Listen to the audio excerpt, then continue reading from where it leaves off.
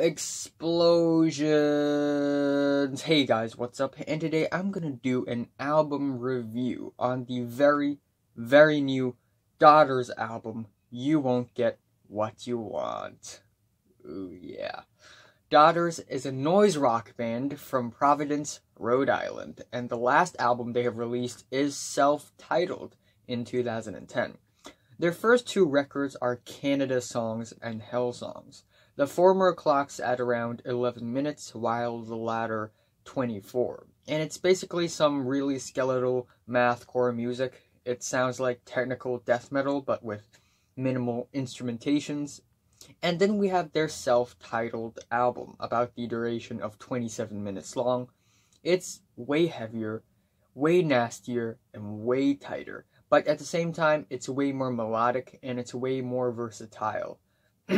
Versatile, whatever. And it's their best album yet.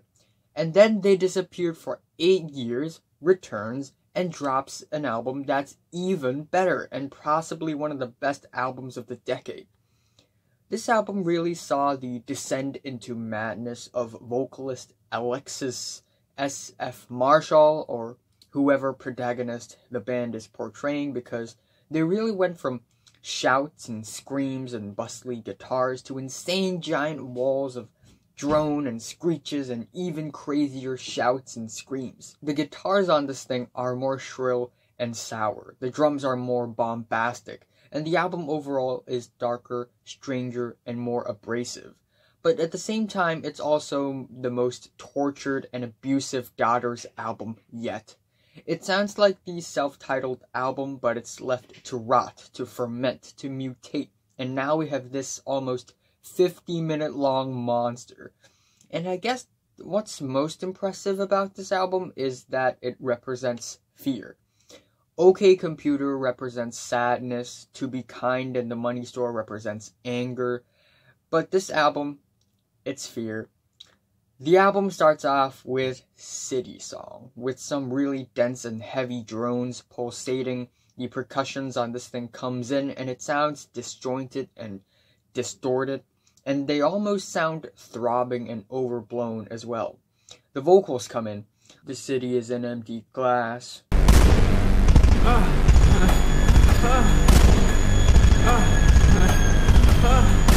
In a very soulless fashion. And then it hits a point. All the drums and vocals were clipping and glitching. The lyrics are kind of poetic too. The atmosphere of the track is also creepy as hell. And the synth notes are rough, ragged, tortured, and it's warping. Plus these very eerie ringings. At the end, the entire thing breaks into silence, but then explodes for one final crescendo that's very ugly and raw, and we are bashed with these deafening guitars that are just so stone cold. Woo! I don't know why did I do that, but damn, what a theatrical opener.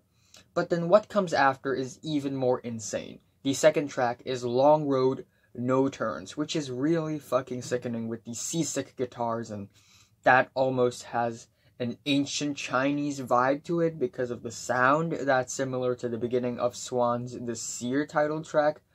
I don't know what kind of instrument it is, or maybe it's a guitar just with a weird pedal, I don't know. Everybody gets the line and makes mistakes. The little is all it takes. The little is all it takes. The lyrics of this thing, whoa. Everybody climbs up Highland Falls real far. A little is all it takes. A little is all it takes. I mean, wow. A little is all it takes to ruin your entire life. Everything you do can be dangerous. We're on thin ice. We're never safe anymore.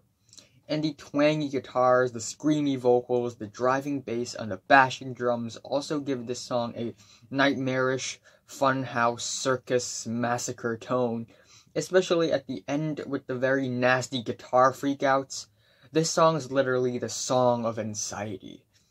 Then it's the leading single, Satan in the Wait, with the very spaced out tom drums and the melting guitars that sound like alarms that go off when some sort of tornado is coming. That bastard had a head like a matchstick, face like it was sucking concrete through a straw. And the chorus of this thing sounds like it's some sort of apocalyptic prophecy. Their bodies are open. Their channels are open. Their bodies are open. It's like this very dark Nick Cave and Tom Waits mix that's really messed up. And then surprisingly, we get these very bright and beautiful angelic guitar lines. And Marshall's vocals on this thing, so much nervous tension. The fourth track is The Flammable Man. I don't lie. I don't lie. I don't lie. I don't lie. I don't lie. I don't lie. I don't lie. It's blistering, it's destructive, it's relentless, it's monstrous, it's deafening. The guitars are deranged, they're like ghosts but on drugs.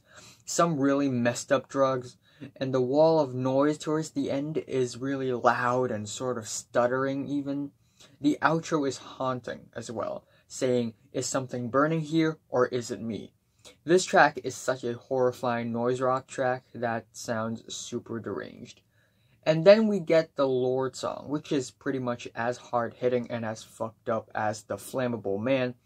It's such an enraging and heart-trenching no-wave cut, with the very large chunks of harsh strikes of twisted screeching guitars, and the glacial walls of dissonant noise at the end is pretty eardrums blowing as well. Even though all the tracks on the entire record are pretty damn amazing, I'd probably pick this one if I am forced to pick a least favorite because it's milder and more linear than other tracks. But still, that being said, it's still a very crushing and destructive track.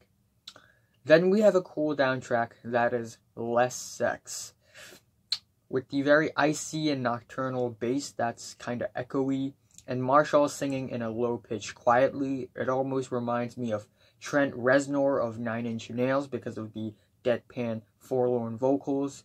You can also hear a little bit of Liars and Zeal and Ardor on this track as well. Let a long way down. Let a long way down.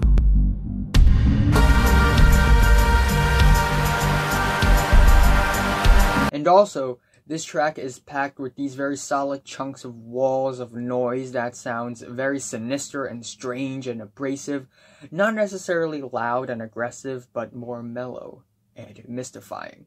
It almost has a futuristic mechanical vibe to it with the very sharp guitars that sound almost like some large vehicle passing by, and the synths and the drums also give this gloomy industrial vibe that I really, really like. Then we have the track Dadar, which is almost as cold and as mellow as the previous track, but with a more solid skeletal structure supporting the track, and that is the drums. And we also get a very simple bass line here that's really dark and icy and dystopian as well. Really reminds me of Proto Martyr for some reason. And these guitar lines often sandwich these weird sound effects of sharp strings sort of swirling down. Sounds like it went straight out of a European horror film, or maybe The Twilight Zone, maybe. And the second half of the track breaks into these very bright and glorious gothic harmonies that have a very deranged and dystopian quality to it. Don't do this to me. Don't. The third last track is simply titled The Reason They Hate Me, which is a very straightforward noise rock song with a simple groove, simple 4/4 drum beat, and some really harsh, angry lyrics. The structure of this song is also kind of regular because it's verse, chorus, verse, chorus. Maybe the sun waits for you to be shown what to do.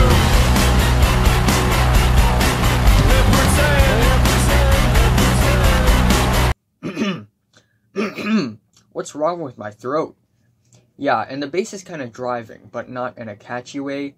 Even though this track is already probably the catchiest on the entire album, and Marshall really goes onto this manic rant saying, "Don't tell me how to do my job." And the chorus is really dissonant with the echoey refrain, and pretend, and pretend, and pretend, and pretend. And occasionally we get these sharp shots of strings and guitars that are so terrifying. They sound like the equivalent of getting stabbed or cut with a glass shard. Penultimate track is Ocean Song, which is more abstract and strange lyrically, because it tells a story of a man who came home but suddenly had a strange urge to run away from his home because of this presence of evilness in the air. The lyrics are really well written as well. He opens the door, the world is suddenly different. It's darker now, this hour than it was last week.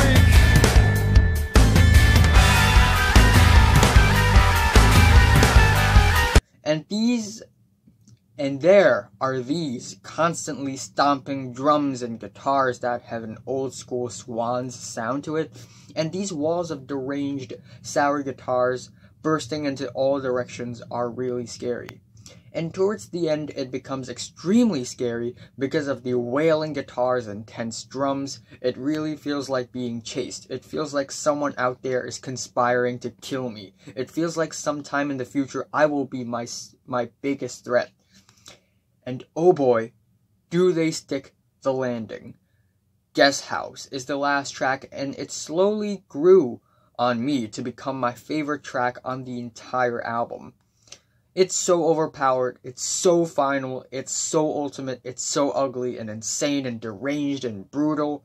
The guitars on here is as deranged as the ones on Ocean Song, but almost has a steady groove like on The Reason They Hate Me. So it's this calculated madness, and it's harrowing, it's relentless. The lyrics of this song is the best thing to scream about. Let me in! Let me in! I keep knocking and knocking and knocking and knocking and knocking! And in that knocking line in the chorus, there are almost these horns in the back that's kind of parodic and comedic in a dark sense. It's dark comedy, but in a subtle way.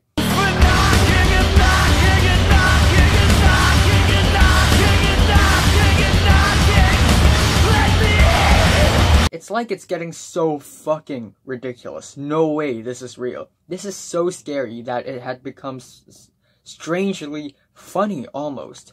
And then we get these intense drums until it hits the crazy crescendo one last time, and it becomes this super destructive and grand ending with these very dystopian and apocalyptic horns and strings that sound like they're composed by Hans Zimmer. It's so dark, it's so monstrous, it feels like being on the verge of death and doom. It's fucking nuts.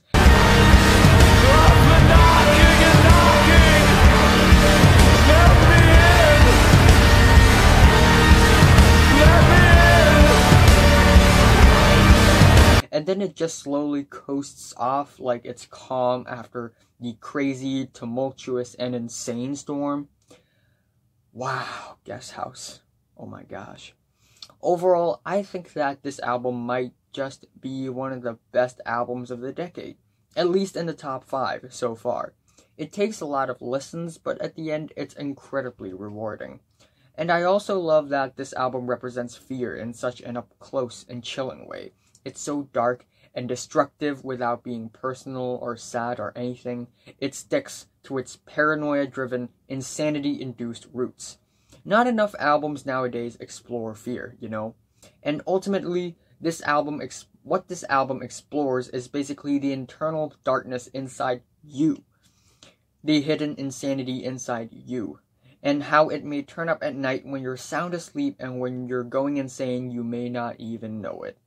Honestly, I love every track on the album, but if I really, really, really had to pick one, I'd probably go with the Lord song, even though it's still great, don't get me wrong. And the best is Guest House. I'm giving Daughters, You Won't Get What You Want a 9 to a 10 out of 10. A 10, yes. So, have you listened to the new Daughters album from 1 to 10? How much did you rate it? Like if you like it, and subscribe if you want more.